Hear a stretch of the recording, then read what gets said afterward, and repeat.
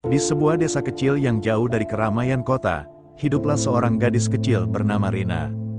Rina adalah anak yang sangat kesepian karena tidak memiliki banyak teman.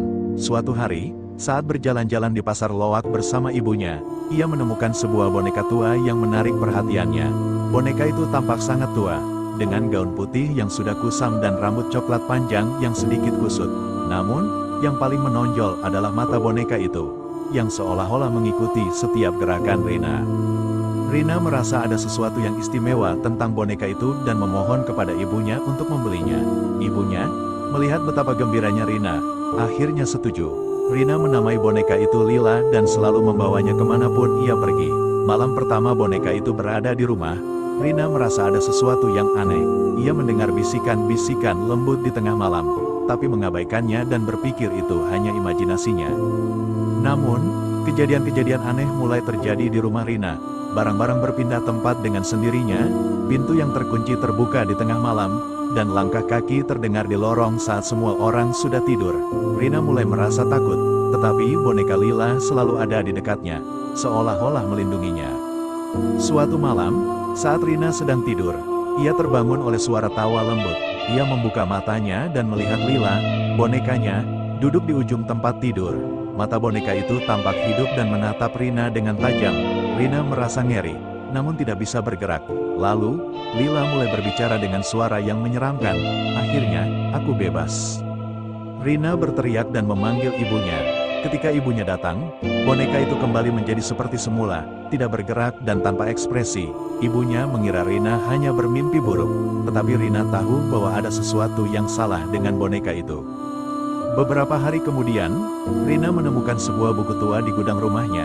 Buku itu berisi cerita-cerita tentang boneka berhantu dan cara mengusir roh jahat. Ia membaca bahwa boneka berhantu biasanya merupakan tempat tinggal bagi roh yang tidak tenang. Rina merasa ngeri ketika menyadari bahwa Lila mungkin dihuni oleh roh jahat. Dengan bantuan buku tersebut, Rina melakukan ritual untuk mengusir roh dari boneka itu. Saat melakukan ritual, Rina mendengar suara jeritan keras dari boneka tersebut. Dan Lila jatuh ke lantai, tidak bergerak. Sejak saat itu, tidak ada lagi kejadian aneh di rumah Rina. Rina mengubur boneka itu di halaman belakang rumahnya, dan berharap tidak ada yang menemukannya lagi. Namun, setiap kali ia melewati tempat itu, ia merasa ada sepasang mata yang mengawasinya dari dalam tanah.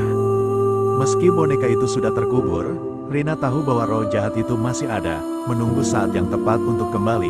Setelah mengubur boneka Lila, Rina berharap kehidupan kembali normal. Namun, beberapa hari kemudian, ia mulai merasakan kehadiran yang tak terlihat. Di malam hari, ia mendengar bisikan-bisikan di telinganya, dan setiap kali ia melihat ke cermin, bayangan Lila tampak di belakangnya. Rina mencoba meyakinkan dirinya bahwa semuanya hanya imajinasinya.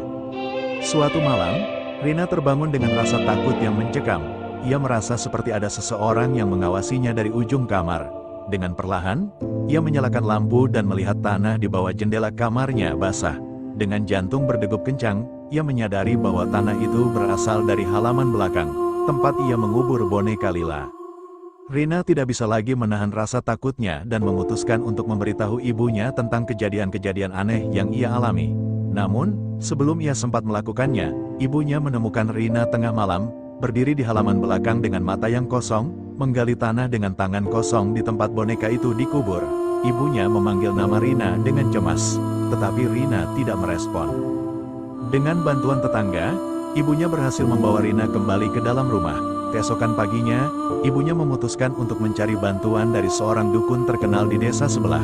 Dukun itu, seorang wanita tua bernama Nyi Melati, dikenal memiliki kemampuan untuk berkomunikasi dengan roh dan mengusir energi jahat. Nyi Melati datang ke rumah Rina dan langsung merasakan kehadiran yang kuat. Ia meminta Rina untuk menunjukkan di mana boneka itu dikubur. Saat mereka tiba di tempat tersebut, Nyi Melati mulai mengucapkan mantra dan melakukan ritual pembersihan. Saat ritual berlangsung, angin kencang tiba-tiba berhembus, dan suara tawa menyeramkan terdengar di sekeliling mereka. Dengan keyakinan penuh, Nyi Melati terus melanjutkan ritualnya. Ia menyiram tanah dengan air suci dan membakar dupa. Setelah beberapa saat, suara tawa itu perlahan menghilang, digantikan oleh keheningan yang menenangkan.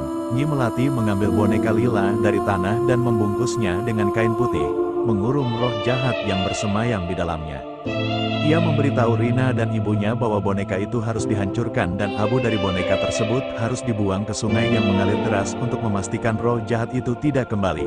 Dengan mengikuti petunjuk Nyi Melati, Rina dan ibunya membakar boneka itu dan membuang abunya ke sungai.